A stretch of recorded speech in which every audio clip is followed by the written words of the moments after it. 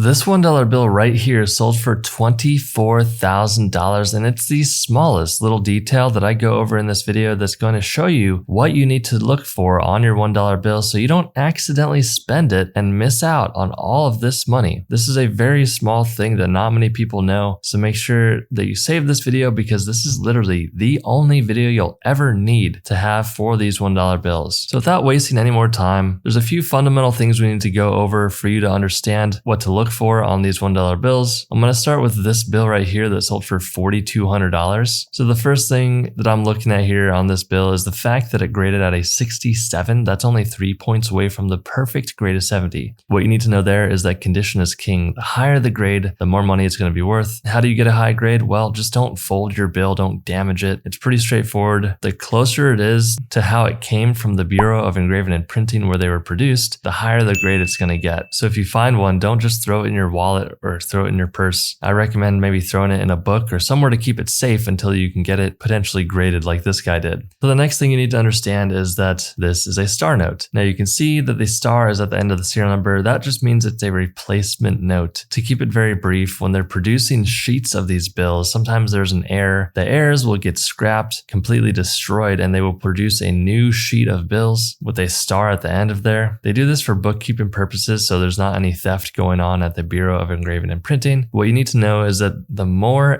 errors there are on these bills, the more they destroy, the more star notes there are. Let's just say there was only a few sheets that had errors on them, so they only produced a small amount of star notes for a specific run. The less star notes there are, the more money it's going to be worth. It's a simple supply and demand thing. But that's not the main reason. The main reason is a combination of the fact that it's a high grade, it's a star note, and this is the main kicker here, it's a web note. Now web notes are very tricky, but there's a few small details I'm going to point out so you never miss them again, and here they are. So first of all, I like to point out George Washington's face there on web notes. They're going to be pretty washed out looking. Now it's hard to tell unless you have them side by side. Now what a web note is during the late 80s, they wanted to experiment with a different printing process. Essentially, they took the same process that they used to produce newspapers, where it's a one continuous roll. They figured that this process would be much faster. It just ended up causing more issues for them. So it was only a short period of time that they did these web notes. So as we know, George Washington's face is the first indicator on these bills. The next indicator is going to be the front plate number. So the front plate number on a web note is going to be located at the bottom right-hand side of the bill. It's going to be just a small number, okay? On a typical $1 bill, if you go to your wallet or purse and pull out a $1 bill right now and look around for a small number, you're also going to see a small letter. So here's what you need to know. Web notes only have a small number, not a letter. Now there's one more key area that we need to look for, and that's on the back of the bill. So web notes are going to have the back plate number to the right of In God We Trust, whereas normal bills, if you look at your normal bill right now, it's going to be on the bottom right-hand side of the one there. So they're in completely different locations. These back plate and front plate numbers essentially allow the Bureau to track and understand where the notes were positioned during the process. But to summarize again why this note sold for $4,200 is 1, the grade is very high, 2, this is a star note, and 3, it's a web note. Now for web notes, you don't need to have all 3 of them. If you have one of the indicators, for example, the front plate number or the back plate number, you have a web note. There's no instance where you have one but not the other. If you have one, you have all 3. So let's hop into the next note. So I'm going to keep this very brief, but this $1 bill sold for $12,000. So this is considered to be a fancy serial number. You can see it's a solid number 9. Now what you need to understand is that this bill was produced at the Fort Worth district. Now you can see here, we already know about front plate numbers, right? Let's look at the bottom right-hand side of the bill. You can see a small little FW before the front plate number. If you do not have FW on your bill, that means it was produced at the Washington, D.C. facility. If you have an FW, that means it was produced at the Fort Worth district. That's a fun little fact there, and that can impact the value sometimes. But when it comes to the serial numbers on these bills, they don't just need to be a solid number 9. They could be a solid anything, solid number 8, solid number 1, or it can be a very low serial number. There's plenty of different rare serial numbers out there that you need to be looking for because they can bring a lot of money. Also, this bill graded at a 63, so it's a high grade. We know conditions are very important, so keep your eyes peeled for fancy serial numbers because this note sold for $12,000. So here's the one that sold for $24,000. This bill is so cool, and I'm so happy to share it with you guys. I wish I could find this bill. It's pretty much a dream note for me, but let's do this. I'm going to go over a few things things on this bill. Let's do this right now. Leave a comment below telling me what you think caused this bill to sell for $24,000 before I tell you. So go ahead and quickly leave a comment below because I'm going to hop into it. So first of all, this bill was graded at a 40 PPQ. So we know the grading scale goes from 1 to 70. This one is at an extremely fine. That means there's folds on the bill. Okay, I'll tell you right now, if this bill would have graded at 64 or higher,